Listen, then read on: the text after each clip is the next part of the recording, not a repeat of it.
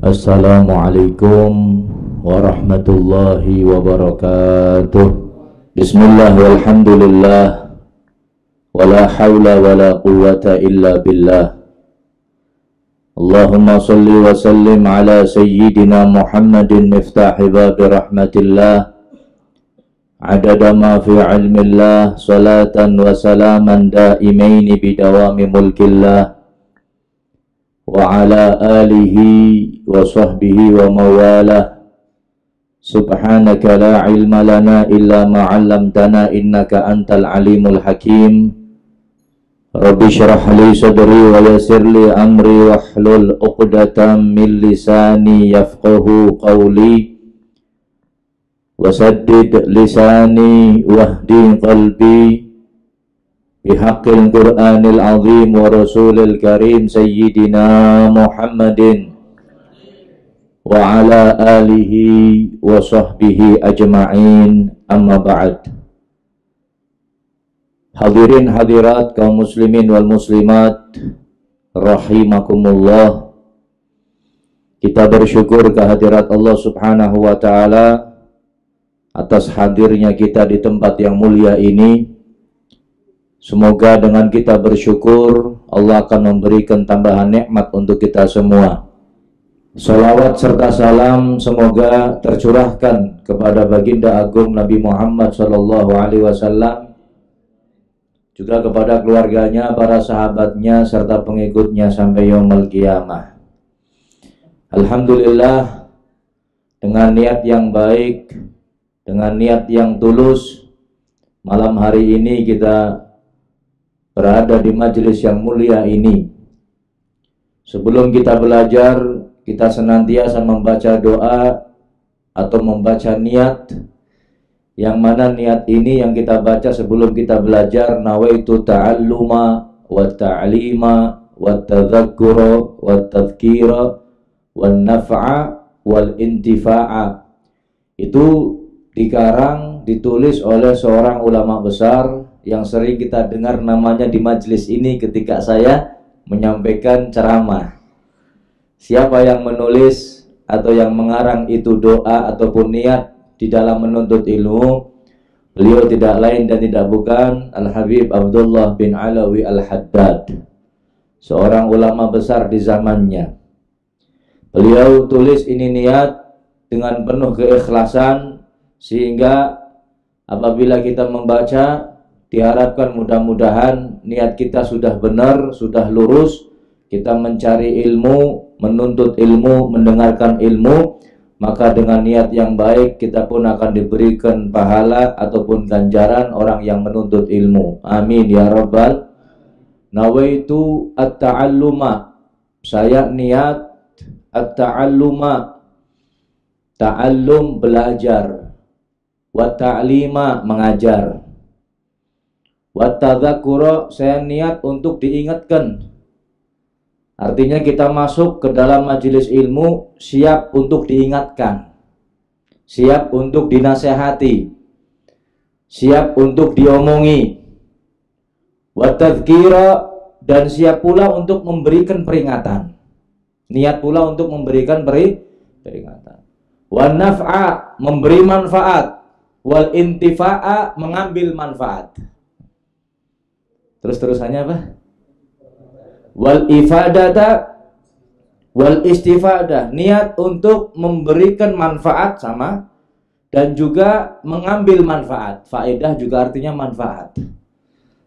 Wal hatha ala tamasuki, dan niat menganjurkan, mendorong untuk berpegang teguh kepada kitab Allah, yaitu Al-Quran dan sunnah Nabi Muhammad sallallahu alaihi wasallam. Wa du'a ilal huda, dan saya niat untuk apa? Mengajak kepada kebaikan, mengajak kepada kebaikan atau menunjukkan kepada kebaikan. Wa dalalata ala khair, dan juga menunjukkan kepada kebaikan. Kalau tadi yang pertama mengajak kepada petunjuk, doa ilal huda. Wa dalalata alal khair, dan niat untuk memberikan petunjuk, memberikan petunjuk. Kemudian selanjutnya apa? Wabtigha'a wajhillah. Wabtigha'a wajhillah. Niat hanya nuntut ilmu ini hanya karena apa? Mencari keridhaan Allah Subhanahu wa taala. Ya. Wabtigha'a wajhillah wa mardatihi, dan keridhaan Allah, wa qurbihi, dan kedekatan kepada Allah, wa thawabihi, dan pahala dari Allah Subhanahu. Ini niat yang sering kita baca berulang-ulang ketika kita menuntut ilmu. Dan ketahuilah, segala amal yang kita lakukan termasuk menuntut ilmu, kalau tidak disertai dengan niat yang baik, maka amalannya sia-sia. Makanya kita diingatkan, nawaitu ta'alluma wa ta'lima wa tadzakkura wa tadhkira wa nafa' wal intifa' wal ifadata wal istifadah wal hatha ala tamassuki bi kitabillahi wa sunnati rasulih sallallahu alaihi wasallam, dan seterusnya. Mudah-mudahan dengan niat yang tulus, dengan niat yang baik ini, Allah akan memberikan manfaat daripada ilmu yang kita dengarkan malam hari ini. Amin ya rabbal alamin. Kita lanjutkan tentang adab-adab seorang alim, adab-adab orang yang tahu tentang ilmu agama. Yang pertama kita sudah mendengar tentang al-insaf. Kemudian yang kedua adalah qaulu la adri au Allahu a'lam. Yang pertama adalah insaf, menyadari kebenaran. Yang kedua adalah perkataan la adri, saya tidak tahu. Atau perkataan Allahu a'lam, ya, Allah yang maha tahu. Ini adabnya orang yang berilmu. Ketika ditanya oleh seseorang, oleh muridnya atau oleh siapapun, dan dia nggak tahu, maka jawab Allahu a'lam. Wa qad qala Ibnu Mas'udin radhiyallahu anhu, dan telah berkata sahabat Ibnu Mas'ud radhiyallahu anhu, man alima syai'an falyaqul bih. Siapa yang tahu tentang sesuatu, apabila ditanya maka jawab dengan apa yang diketahui. Wa man lam ya'lam falyaqul Allahu a'lam. Dan siapa yang ditanya kemudian nggak tahu, jawab bahwa Allahu a'lam, Allah yang maha tahu. Fa inna minal ilmi ayyaqula lima la ya'lam Allahu a'lam. Sebab kata beliau, termasuk bagian daripada ilmu, apabila dia tidak tahu kemudian dia mengucapkan Allahu a'lam, maka Allahu a'lam ini termasuk bagian daripada ilmu. Jangan kita menganggap bahwa oh, orang itu ditanya nggak bisa jawab. Saya tanya, ini kadang-kadang ada orang yang demikian. Jadi tanya, niatnya ini untuk apa? Niatnya untuk menjatuhkan orang yang ditanya. Ya, sekarang kita sudah tahu kalau ada orang nggak bisa jawab, itu bukan berarti menunjukkan kalau dia itu bodoh atau nggak ngerti, tapi itu bagian daripada ilmu. Nggak tahu terus mau jawab apa? Kadang-kadang ada wong sing takon aneh-aneh, ada yang tanya aneh-aneh. Nah ini kalau yang semacam ini kita nggak tahu, Allahu a'lam, nggak akan menurunkan derajat kita. Beb, saya sudah jawab, saya nggak ngerti, saya ngomong Allahu a'lam, cuman wongnya ngece, orangnya ngeledek. Biarkan, justru yang ledek berarti nggak ngerti ilmu. Qala Allahu lin nabiyyi sallallahu alaihi wasallam, Allah subhanahu wa ta'ala berfirman kepada nabinya, yaitu Nabi Muhammad sallallahu alaihi wasallam. Apa yang dikatakan Allah dalam Al-Quran? Wa ma qul ma as'alukum alaihi min ajrin. Kata Allah subhanahu wa ta'ala, qul, katakan wahai Nabi Muhammad. Sama siapa? Sama mereka, para sahabat-sahabatmu, sama umatmu. Apa yang mesti aku katakan ya Allah? Ma as'alukum alaihi min ajrin. Saya nggak minta upah sama kamu. Saya tidak meminta upah kepada kamu dari apa yang telah aku lakukan, yaitu menyeru ke jalan Allah. Nabi Muhammad nggak minta upah. Kemudian dilanjutkan, wa ma ana minal mutakallifin, Dan katakan kepada umatmu, wahai Nabi Muhammad, bahwasanya saya ini adalah bukan orang yang mengada-ada. Ya, mengada-ada itu bahasa Tegaling gawe-gawe. Padahal sebetulnya nggak ada, tapi dia anak-anakna. Ya, bahasa Indonesianya apa? Membuat buat. Mengada-ada. Bahasa Tegaling gawe. Padahal hukum ini nggak ada. Atau masalah ini nggak ada. Kalau memang nggak ada, belum ada wahyu dari Allah, Nabi Muhammad nggak berani. Sebab apa yang beliau katakan itu semuanya wahyu dari Allah Subhanahu wa ta'ala. Ini kita contoh Nabi Muhammad. Nabi Muhammad diperintah oleh Allah untuk mengatakan kepada umatnya, wa ma ana minal mutakallifin, dan katakan kepada umatmu, wahai Nabi Muhammad, saya ini bukan orang yang mengada-ada. Tsumma qala Imam Nawawi rahimahullah, kemudian berkata Imam Nawawi rahimahullah, i'lam anna mu'taqadal muhaqqiqin anna qaulal alim la adri la yad'u manzilatahu. Imam Nawawi mengatakan bahwasanya keyakinan orang-orang muhaqqiq, orang yang benar, orang yang soleh, para ulama yang lurus, mereka punya keyakinan bahwasanya perkataan seorang alim, orang yang berilmu kemudian mengatakan la adri, saya nggak tahu. Ditanya, saya nggak tahu. Maka perkataan tersebut la yad'u manzilatahu, tidak akan merendahkan kedudukannya. Tidak akan merendahkan kedudukannya. Bal huwa dalilun ala idhami mahallihi. Bahkan itu adalah bukti kalau dia ini punya kedudukan yang agung. Wa taqwahu, dan juga menunjukkan bahwa orang ini benar-benar takwa kepada Allah. Wa kamali ma'rifatihi, dan menunjukkan bahwa orang ini adalah orang yang sempurna pengetahuannya. Orang yang sempurna pengetahuannya. Li'annal mutamakkina la yadurruhu adamu ma'rifatihi masaila ma'dudah. Sebab sesungguhnya orang yang ahli dalam ilmu itu tidak akan celaka. Tidak akan celaka apa? Dimana dia nggak mengetahui semua masalah, nggak akan celaka.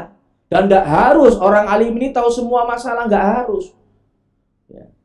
Dan ini bukan sesuatu yang membahayakan bagi orang alim, bukan sama sekali. Bal yustadallu ala qawli la adri ala taqwahu. Bahkan yang namanya perkataan la adri ini menunjukkan atau dapat dijadikan bukti bahwa orang tersebut adalah orang yang bertakwa kepada Allah Subhanahu wa annahu la yujasifu fi fatwa, dan menunjukkan orang yang sering ngomong apa, orang alim yang ditanya nggak tahu, la adri saya nggak tahu, atau jawabannya Allahu a'lam, ini menunjukkan bahwa orang tersebut tidak serampangan, tidak sembarangan di dalam memberikan fatwa. Ya. Jadi jangan merasa kalau diri kita ditanya nggak tahu, saya apa istilahnya, terus dianggap bodoh, terus kita minder. Enggak, justru omongan ala adri ini menunjukkan takutnya kita kepada Allah Subhanahu wa ta'ala. Qala Sayyiduna Amirul Mu'minin Ali bin Abi Thalib karamallahu wajhah. Sayyidina Ali bin Abi Thalib karamallahu wajhah, beliau berkata, wa bardaha ala kibdi, wa bardaha ala kibdi, wa bardaha ala kibdi, sejuk hatiku, adem ayem hatiku, ya, senang bunga hatiku, kata Sayyidina Ali. Qalu, mereka bertanya, wa madzaka ya Amirul Mukminin, kenapa kau mengatakan demikian wahai Amirul Mukminin? Yang mau Tegal kan ngomongnya bunga nemen atinenyo. Ya, wa bardaha ala kibdi, ya, sejuk hatiku, kata beliau. Ada apa wahai Amirul Mukminin? Qala, beliau berkata, an yus'alar rajul amma la ya'lam fayaqulu Allahu a'lam. Saya senang, saya bunga ketika ada seseorang ditanya satu perkara dan dia nggak tahu, kemudian dia mengucapkan Allahu a'lam, Allah yang maha tahu. Ini menyejukkan hati beliau Sayyidina Ali karamallahu wajhah. Wa an Ibni Abbasin radhiyallahu anhuma junnatul alim la adri. Ibnu Abbas radhiyallahu anhu mengatakan junnatul alim, bentengnya orang alim, perisainya orang alim. La adri adalah perkataan saya tidak tahu. Wal babu hadza wasi'un an kibari sahabah wa tabi'in fa kaifa bi ghairihim. Ini bab la adri Allahu a'lam, ini terjadi di masa sahabat Nabi Muhammad sallallahu alaihi wasallam. Ketika mereka ditanya dan mereka tidak tahu, mereka mengatakan la adri, saya tidak tahu. Ini sahabat Nabi, orang yang langsung ketemu dengan Nabi. Setelah Nabi Muhammad wafat, ketika mereka ditanya nggak tahu tentang satu hukum, mereka mengatakan la adri. Kalau sahabat Nabi yang langsung ketemu Nabi saja mengatakan demikian, lalu bagaimana dengan kita? Ya kan seperti itu. Jadi jangan sok tahu, keminter. Wis gari ngomong la adri, selamat panjenengan. Amin ya rabbal alamin. Kita lanjutkan. Wa min adabihi, dan termasuk adab daripada orang yang berilmu, at-tawarru' 'anil futya, berhati-hati di dalam memberikan fatwa. Ya, orang alim nggak sembarangan. Fatwa ini bukan barang dagangan. Fatwa ini bukan barang dagangan. Ini hukumnya apa? Haram. Dia kontak main duit 1 miliar, oh halal. Nah, ini dagangan ini. Nggak main-main. Atau sudah jelas ini hukumnya haram, disepakati sama semua ulama, dia cari-cari dalil supaya itu hukumnya halal. Naudzubillahi min. Atau sebaliknya, ini hukumnya halal, dia cari dalil untuk mengharamkannya. Dicari pokoknya sesuai dengan kepentingan dirinya, kepentingan orang yang meminta, kepentingan golongannya, kepentingan organisasinya, akhirnya keluar fatwa. Naudzubillahi min dzalik, bertentangan dengan mayoritas pendapat para ulama.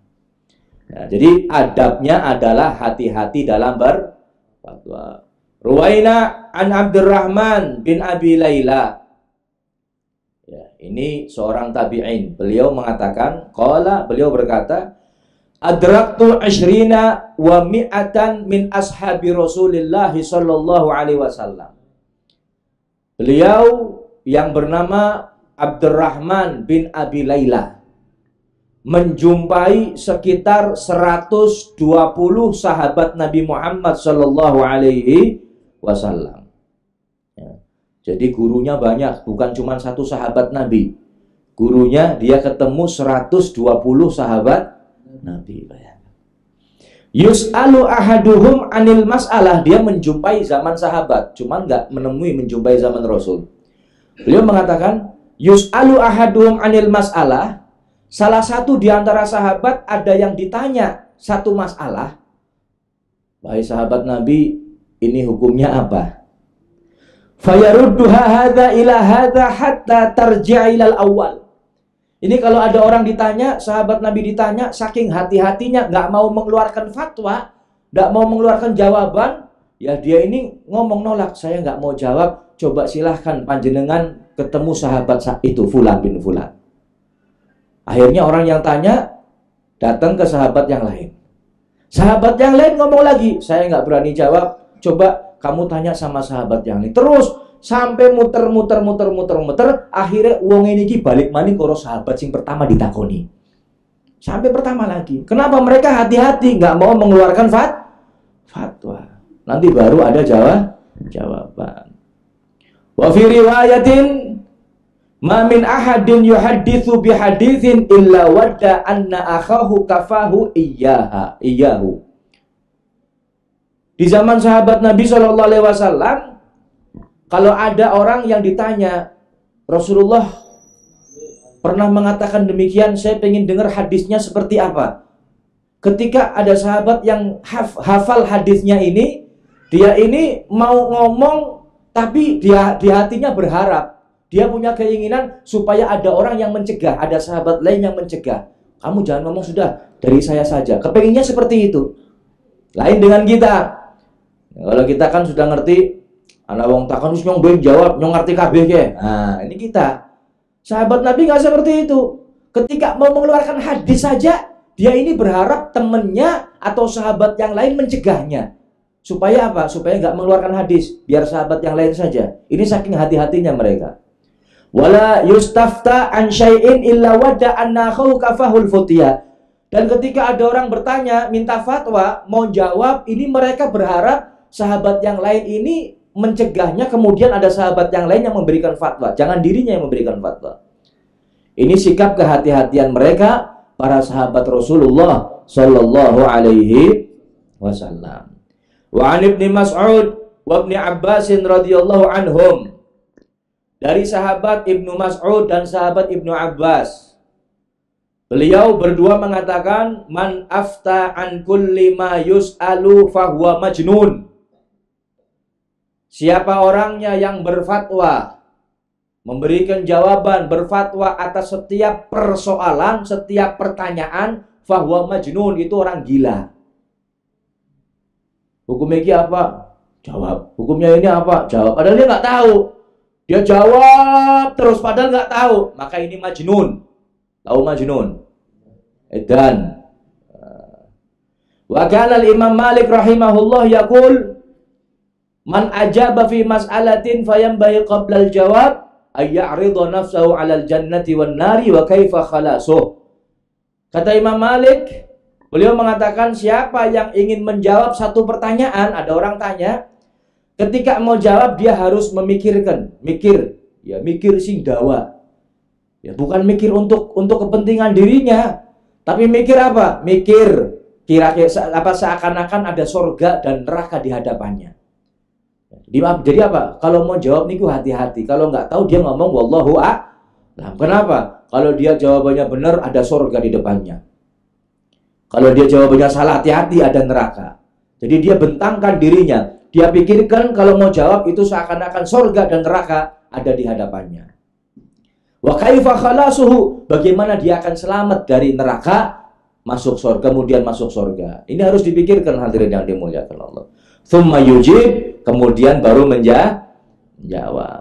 Wa qala radhiyallahu anhu, dan Imam Malik pernah berkata, ma aftaitu hatta syahidali sab'una anni ahlun lidzalik. Kata Imam Malik, saya ini tidak mau berfatwa sehingga ada 70 ulama yang menyaksikan bahwa saya pantas untuk berfatwa. 70 ulama bahwa saya ini pantas untuk Padahal Imam Malik luar biasa, ilmunya luar biasa sudah. Beliau di masa-masa remajanya, di masa-masa mudanya pernah berfatwa untuk menghukum 80 kali cambukan orang yang menuduh zina. Masih ingat ya ceritanya ya? Ya, ceritanya ada, maaf, ada pelacur meninggal dunia. Wanita tidak benar, meninggal dunia. Orang semua tahu kalau ini pelacur, tahu sudah. Sehingga keluarganya, karena meninggal, keluarganya ini minta tukang memandikan, tukang mandi ini ya lebih wadon lah untuk memandikan. Ternyata banyak orang yang menolak, tidak mau untuk memandikan jenazahnya pelacur ini. Sampai akhirnya ditemukan satu orang wanita yang mau memandikan dengan syarat bayarannya tinggi. Kon gelem, bayarannya 1 juta, gelem, ya wes 1 juta apa sih, penting diadusi. Ya. Hadir, datang, diurus, pas lagi memandikan, maaf, sampai di kemaluannya, ya, lagi apa istilahnya, nyebokin kemaluannya, dia ini ngomong yang dengar cuma dirinya sendiri. Ya wong wadon, karena dia tahu kalau ini jenazahnya seorang pelacur. Orang ngomong, konwis oleh lanangan bira. Ya, bahasa kasarannya kayak gue, kamu sudah berzina berapa kali? Karo nyewo dicokot boyo, dicokot, das orang bisa ucul, nggak bisa lepas, geger jagat, geger, anak wong ngadusi dicokot boyo.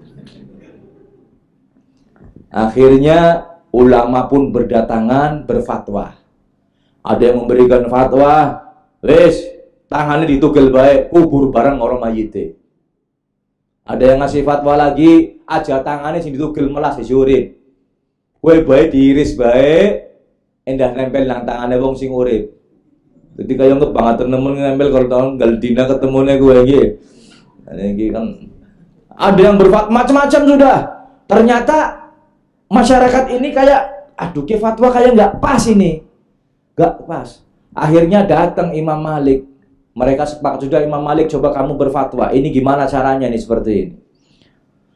Akhirnya Imam Malik mengeluarkan fatwa, tanya dulu sama si ibu ini yang memandikan mayitnya. Wahai ibu, saya mau tanya, waktu memandikan kamu itu berbuat apa sama si jenazah ini? Kamu ngomong apa? Kamu berbuat apa?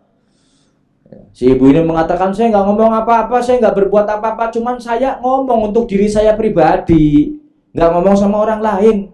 Ketika saya memandikan ini jenazah, nyebokin pas sampai di kemaluan, saya ngomong, kamu sudah berzina berapa kali? Kata Imam Malik, nah di sini masalahnya. Kamu telah menuduh seseorang kamu telah menuduh seorang wanita berbuat zina, padahal kamu nggak tahu.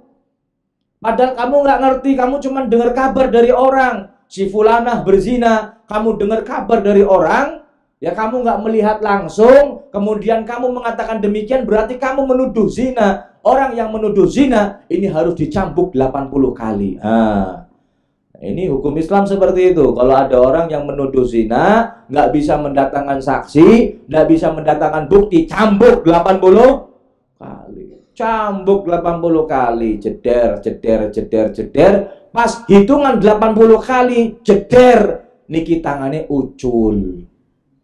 Alhamdulillah, orang sidang tangannya gawa daging nggih. Ya. Ini hadirin yang dimuliakan Allah.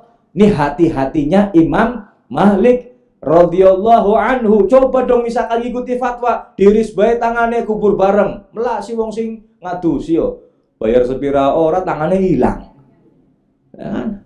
Tapi lihat dengan kecerdasan, dengan kehati-hatiannya Imam Malik, beliau berfatwa semuanya tenang, semuanya senang, dan orang yang menuduh zina dapat hukumannya sekaligus. Hati-hati plus si wanita ini yang menuduh zina dapat hukumannya.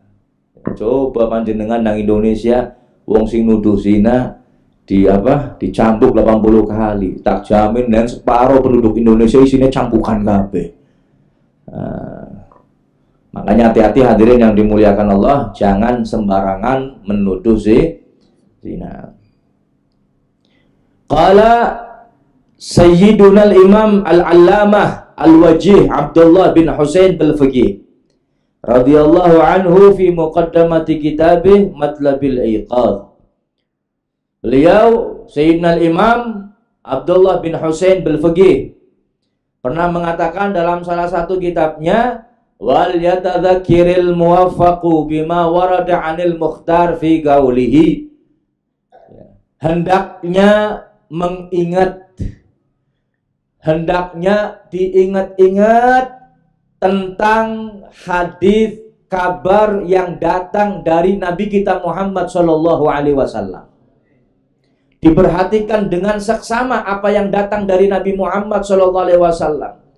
Beliau Nabi mengatakan, ajra'akum 'alal fatwa ajra'akum 'alan nar. Kata Rasulullah, yang paling berani di antara kalian dalam memberi fatwa, maka orang tersebut adalah yang paling berani untuk masuk neraka. Siapa yang paling berani memberi fatwa? Berarti siap-siap kudu wani mlebu neraka.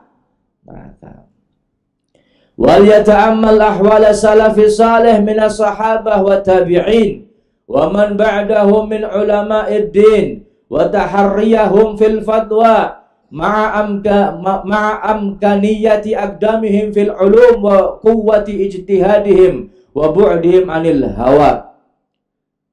Lihat dan perhatikan keadaan para salafus saleh, baik itu para sahabat, para tabi'in maupun orang-orang setelahnya daripada ulama-ulama agama, tentang kehati-hatian mereka di dalam fatwa. Mereka benar-benar hati-hati, benar-benar teguh, teguh dan tidak mudah dibeli dengan apapun. Ini mereka hati-hati. Makanya hadirin yang dimuliakan Allah, orang yang berilmu itu harus punya prinsip. Prinsipnya ini dilihat untuk kepentingan di akhiratnya, bukan kepentingan di dunia. Kalau seandainya orang tersebut mencari kepentingan di dunia, bukan hanya saja dirinya yang rusak, tapi umat pun akan rusak. Na'udzubillahi min. Makanya Rasulullah ini mengingatkan sama kita kepada siapa? Ulama-ulama su. Ulama su. Tahu ulama su? Ulama sing kaya. Ulama su ke ulama su itu bahasa Arab buruk, jelek. Ulama yang jelek. Ulama yang buruk. Na'udzubillahi min dzalik. Ini hati-hati, lebih berbahaya daripada Dajjal. Lebih berbahaya daripada Dajjal. Coba kurang bahaya apalagi Dajjal. Dajjal datang ini dalam satu riwayat kita dalam keadaan kelaparan, dalam keadaan kekeringan. Datang Dajjal bawa makanan, bawa minuman. Ini lagi kekeringan, nggak ada minum, nggak ada makanan. Datang Dajjal. Menawarkan makanan, menawarkan minuman. Keadaan kita orang sedang payah-payahnya. Ya. Kira-kira panjenengan pan melu Dajjal apa kepripun nggih? Kira-kira kepriben? Keadaannya sudah parah semacam itu, ada orang yang menawarkan gratis, syaratnya jadi pengikut Dajjal. Nah, fitnah apalagi yang lebih besar daripada fitnah Dajjal semacam ini? Keadaannya seperti itu. Dan ketahuilah ini ulama su lebih buruk daripada Dajjal. Naudzubillahi min. Ini hati-hati, jadi nggak sembarangan. Fatwa ini harus punya prinsip. Prinsipnya akhirat. Prinsipnya apa? Surga dan neraka. Saya main-main dalam fatwa, neraka tempatnya. Naudzubillahi min. Ya makanya di madhab kita, di manhajnya para habaib, ini kalau ada satu hukum, atau hukum tertentu, ini yang dipilih adalah yang paling hati-hati. Yang paling hati-hati. Ketika semua orang misalkan zakat fitrah, berapa beratnya, besarnya berapa? 2,5 kilogram. Kita lebih hati-hati, ditambahin secerowok nemborong cerowok.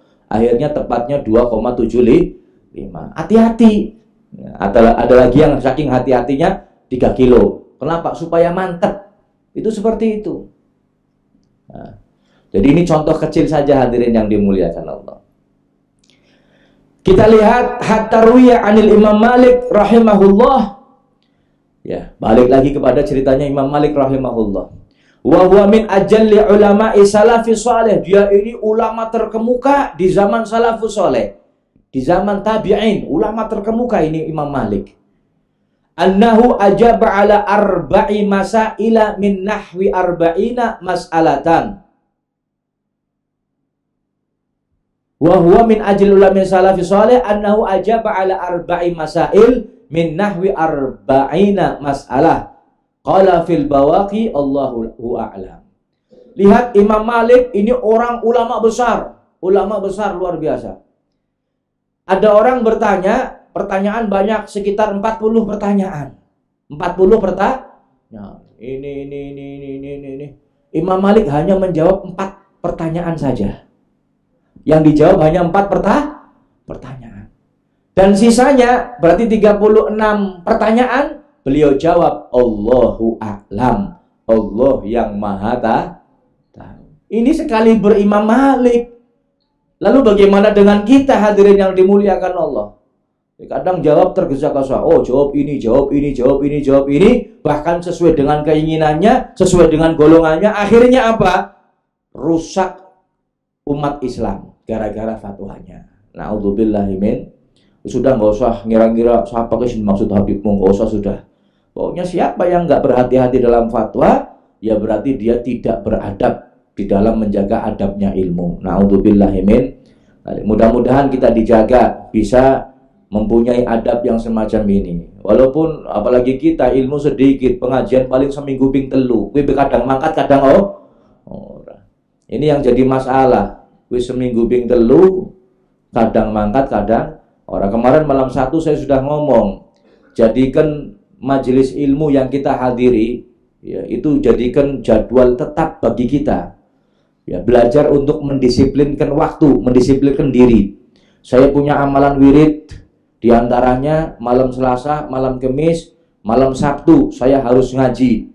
Ya, di tempat ini misalkan. Maka jadikan prinsip, jadikan jadwal tetap. Yang lain itu ngikuti. Jangan ngajinya ngikuti yang lain. Ngaji ini kebutuhan pokok, kebutuhan utama, bukan kebutuhan sampingan. Ini salah. Ya. Nyong ngajinya dong ana waktu. Nah, ini ngaji model apa dong ana waktu? Ngaji ini yang utama, yang lain ini nomor 17. Sing liyane kok. Yang penting ngaji dulu. Apalagi nggak ganggu waktu kesibukan kita. Maghrib Isya ganggu nggak kesibukan kita? Justru kalau kita maghrib Isya digunakan untuk urusan duniawi, justru kita tercela. Naudzubillahi min. Nggak bagus ini. Waktu yang banyak fadilahnya, waktu yang banyak keutamaannya, kita gunakan untuk urusan duniawi. Mandek urusan dunia, berhenti dulu. Maghrib Isya ibadah sudah. Di antaranya adalah menuntut ilmu.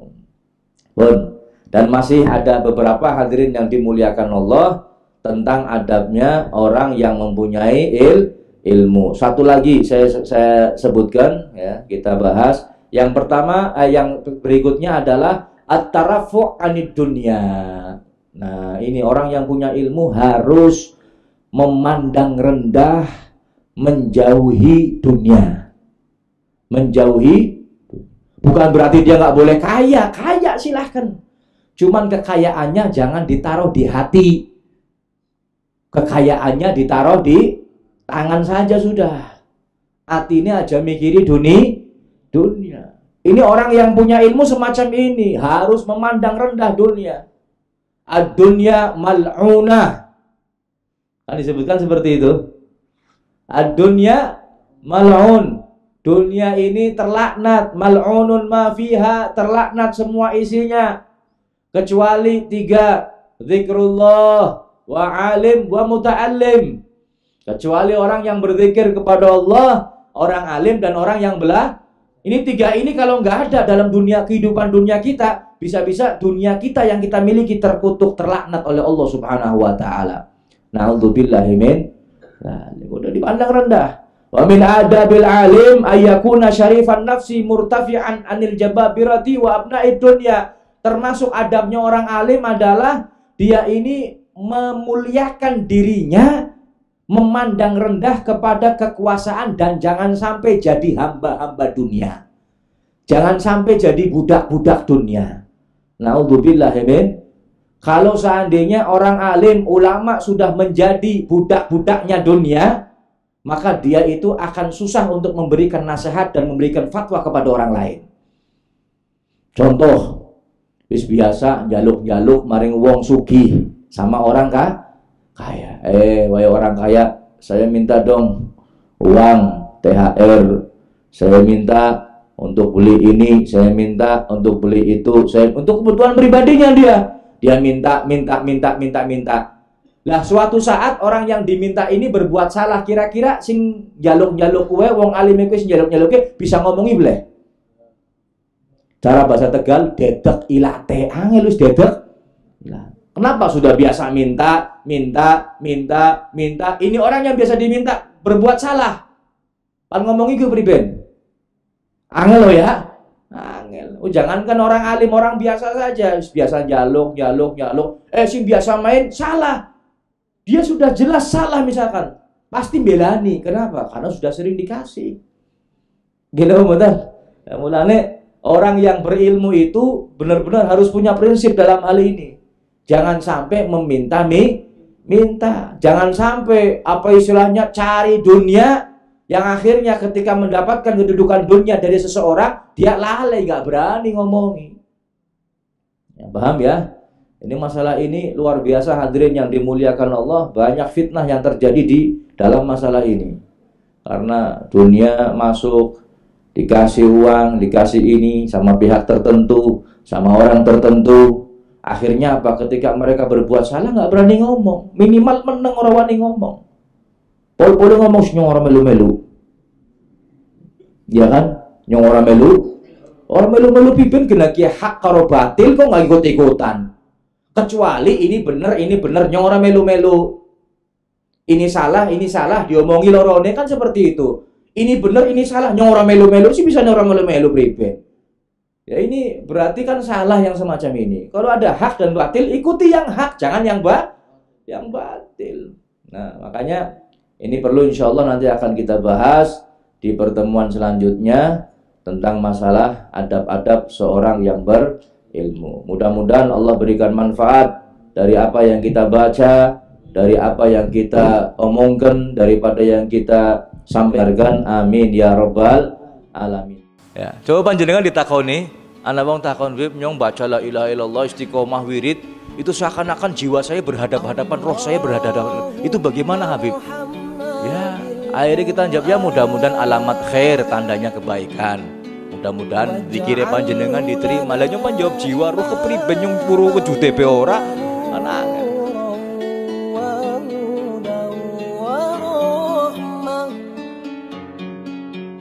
Allah